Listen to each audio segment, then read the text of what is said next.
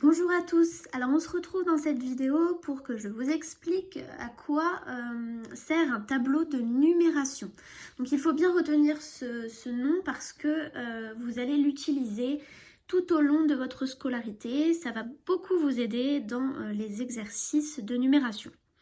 Alors tout d'abord, on va utiliser le même matériel que l'on utilise à l'école. Il n'est pas tout à fait de la même couleur, mais vous allez comprendre.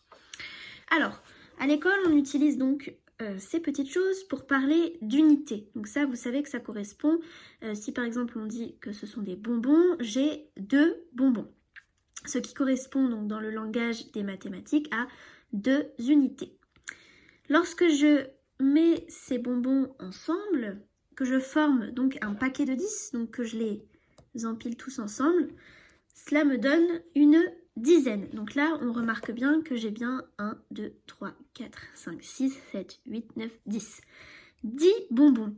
Dans dizaines, on entend bien 10. Donc ça, lorsque l'on a fait un paquet de 10 unités, donc de 10 bonbons qui sont tout seuls, on les met dans un sac, ça nous donne une dizaine.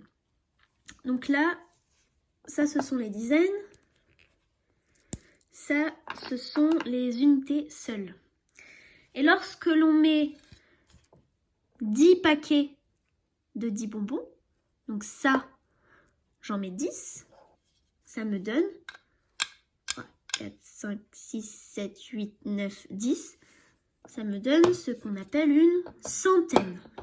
Dans centaine, j'entends bien 100. Donc ça veut dire que dans mon paquet, j'ai 100 bonbons. On utilise ces termes pour pouvoir compter tout simplement plus vite. Donc on regroupe les chiffres ensemble, on regroupe les quantités pour créer des groupes. Donc on a le groupe des unités donc, qui va de 1 à 9. Dès qu'on a 10 bonbons, ça donne des dizaines. Et lorsque l'on arrive à 100, ça nous donne des centaines. On peut aller plus loin, mais pour l'instant, ce n'est pas ce que l'on voit en CE1. Alors moi, je vais vous apprendre à utiliser donc le tableau de numération. C'est très simple. Par exemple, si je prends le nombre 132, donc ça, vous savez bien nommer ça. Le 2, ce sont les unités. Voilà. Le 3, c'est les dizaines. Et le 1, ce sont les centaines. Dans le tableau de numération, on peut également donc faire plus court. On met un U pour unité, un D pour dizaine et un C pour centaine. Eh bien, c'est tout simple. J'ai juste à remettre les chiffres au bon endroit dans le tableau et je me suis servi du tableau de numération.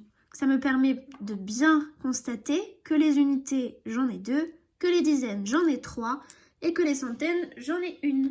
Ce qui fait que si je construis mon nombre, j'ai combien d'unités? 2, donc je vais mettre 2 unités ici.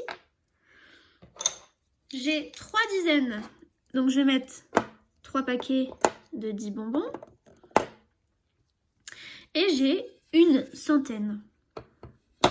Et voilà, j'ai construit mon nombre.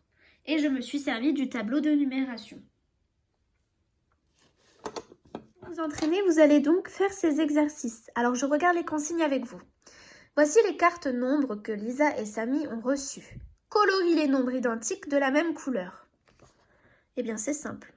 Vous regardez, par exemple, 6 centaines, 9 dizaines et 9 unités. Si j'enlève juste les petites lettres, cela me donne 699. Je regarde, il est là. Donc je le colorie de la même couleur. Vous faites la même chose pour les autres nombres. Ensuite, les 3 nombres qui sont ici, puisque à chaque fois ils sont écrits 2 fois, soit sous la forme 6 centaines, 9 dizaines, 9 unités, soit sous la forme du nombre écrit comme cela, en chiffres. Vous retrouvez donc les 3 nombres et vous les écrivez dans le tableau de numération. Normalement, il n'y a aucune difficulté. Je suis sûre que vous allez tous y arriver. Deuxième exercice. Écris les nombres dans le tableau de numération, puis relis. Alors, vous avez les nombres qui sont ici.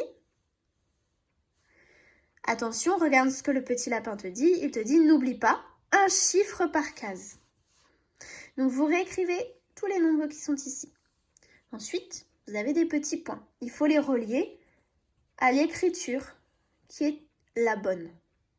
Donc, qui est écrit avec soit dizaines, soit unités ou centaines. Alors, attention, par exemple ici, 70 dizaines, 8 unités. Oh, c'est étrange.